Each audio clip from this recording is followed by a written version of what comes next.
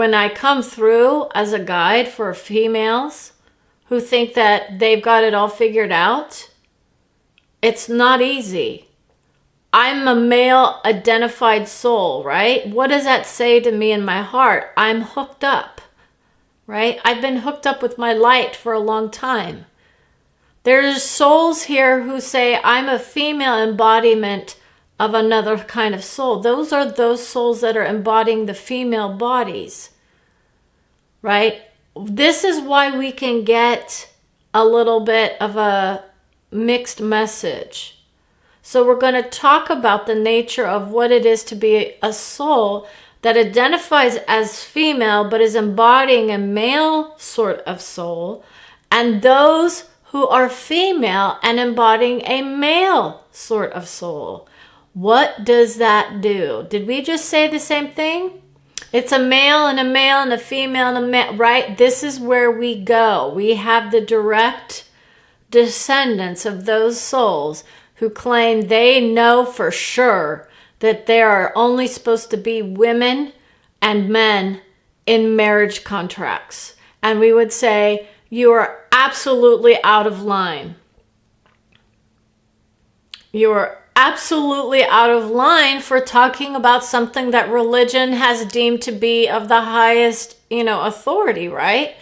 That was then, this is now. We're on a new path, a new day, a new dawning. The rising tide of awareness, the good, the bad, the embarrassing stuff that I have to go through was undeniably hard. I can't even tell you what it is to feel like your sense of privacy has gone out the window.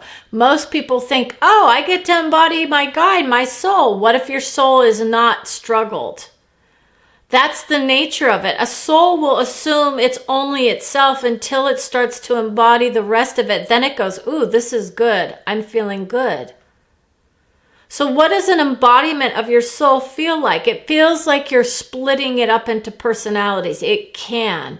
People are being told, oh my God, it's personality disorders now, right? That's the nature of some of it. It can feel that way. You integrate the soul acceptance of that.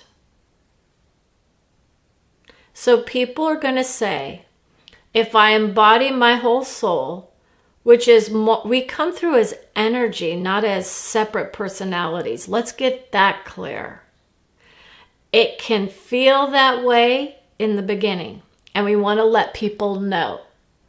I was hearing messages from, it was like different souls. It felt like it. Okay? The idea was that I was thinking I was bringing through stuff from outside sources. Bring me down those angels. Why? Right? That's what I did. I didn't even know it. Oh, but that was beautiful. I do have outside source information. So it's not that everything is outside of my own internal being is somehow bad. Okay, because people will say, well, I'm outside your being. You aren't actually. As a creative process, we create from within. What we don't understand is the nature of, it's more like when we interact with others who are at our level, we feel their energy and their guides. So it's not about saying, I don't want to embody an angel because they're beautiful. We assume, oh, that energy is coming from outside of my being. Like they're floating around. That is some soul's idea of it. There are also other souls who say, I'm going to access all information and guidance from within. What does that mean? What does it mean to access your source from an internal clock, right? The internal clock is ticking.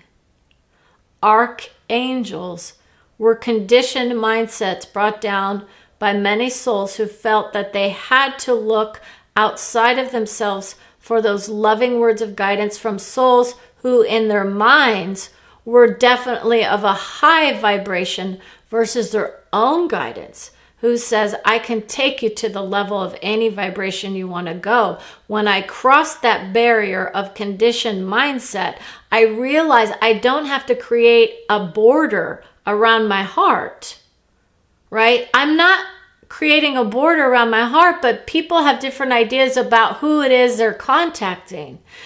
If you absolutely are on your knees, right? So some people will say, oh, you would be on your knees if you had an angel in your heart. No, you wouldn't. Because you can't embody that angel energy for very long. Some people get to do it more often than others. Some people know how to reach those high notes. But I'm telling you, most often what people are experiencing is their own idea of it. And we give you that vibration of it by embodying that as a higher dimensional guide. And we lower our vibration just enough to bring through that source of soul that wants to come through for you.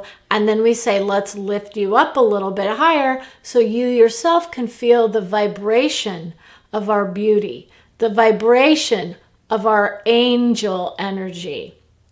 To hit those notes would almost short circuit most people. You would have to be feeling the vibration of your own soul for quite a while before you hit those, higher notes. Some people do it much sooner, and then it's like they don't ever want to leave that guidance. They're like, that's where I'm going. I'm going to the angels. I don't ever want to it's gifted women that can get there. We couldn't believe that she actually felt it. That's how high she can get with her mind. Her heart was like, whoa, she had no idea what she was doing. And she's like, oh, I'm just laying out, in the sun, and, I'm building this beautiful bridge to all these people that have all these visions of love for all souls. And then I start to hear the words of God, who is on your side always, right? I'm always on your side, soul, right? You want to know what the difference is between a godlike soul and a Christian soul? A Christian soul will say, I have to go to Jesus first. He will lift me up. Pray for me. Please do. Pray for me, Jesus. That's the difference. You need to have someone else praying for you in your mind because you feel like you don't have the power to do it yourself. This is where we go. I don't have enough power in my being to release that creative energy that's going to say, my light is so bright. I don't need another soul to pray for me. Praying is about asking for love. I need to feel the love, the guidance, the heavenly souls. I want their beings to come down and to say it's going to be all right. That's the nature of guides. Loved ones would say, I don't even want to be around you because you seem like you're a little off. So we have to do a little bit of adjustment about the message sometimes because certain people start to come into the mindset of the channel or the guide, because Brenda's like, channeling is a little different. She's opening herself up a little bit harder. It's harder to get to her sometimes with her mind. When she's upset, she's not upset. She didn't get upset because God and Jesus was, in here. She's in source energy. Her source is her soul. And that's the nature of it. But we do bring through information from sources outside of soul. If you're in soul energy, you understand that most souls assume God is soul. God is a soul. That's what some people are talking about, right? We have no idea. Brenda knows it's not true.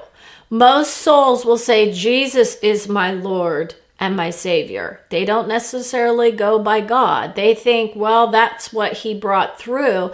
And so they're going to look to the soul of Christ as that vibration that they want to vibrate up to. However, we already know, based on other sources of wisdom, that that energy has been determined to have moved on from this plane of existence, and from the minds of many.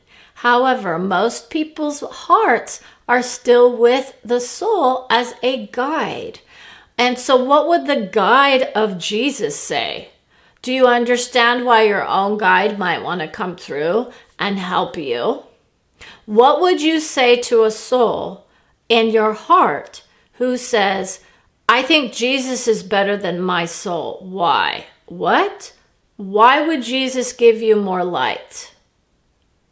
His vibration is around longer. People think, oh, to be of age. It is not age. It's the wisdom contained within that teaching that can be very strong. However, we know the difference. Why would you deny your own soul the ability to fluctuate in its vibration? So energy workers often fluctuate between I'm in the heart and minds of others or I'm not. Do I get my message across, right? Do I care whether or not Jesus comes through or not? What would I say to a soul of God, right? So the soul of God, He's created within your own mind. So your idea of God is who comes through. Brenda's still in that mindset of I've got to change to source, because if I say God, people assume all. Not even close. Too many people have this idea that their version of God is the correct one. It is for you, but it is not for all. It does not mean that your idea of God is somehow better than someone else's idea of God. So you go along and you create your beautiful places for others, right? Or are you saying, I need you to believe me in order to get to that realm that I call heaven? So in essence, you're creating a beautiful place for your religious souls to go vibrate at before you move to another dimension. This is the nature of dimensional beings. We know how to rise above it. That's the beauty of it. So when we talk about this idea of better than, we're not saying that religious souls are less than. What we are saying is they get to create that beautiful space for them to go join up with others of same vibration for a while before they themselves go, decide what else to do. Many will say, I'll stick around for a while because my life was shit and I have a lot of shit to work on, right? So some people say, well, I was one of those really bad people and now I have to vibrate out of it. There's no bad. It's just a choice. You can sit in the vibration of God if you want. And what that is to you is going to be a little surprising when you get there. You're going to assume I have to go through the judgment of a God energy.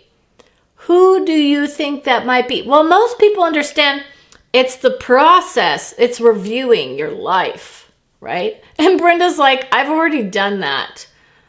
And we brought her souls from her past as now and said, we've got work to do, honey. And she said, I'm good.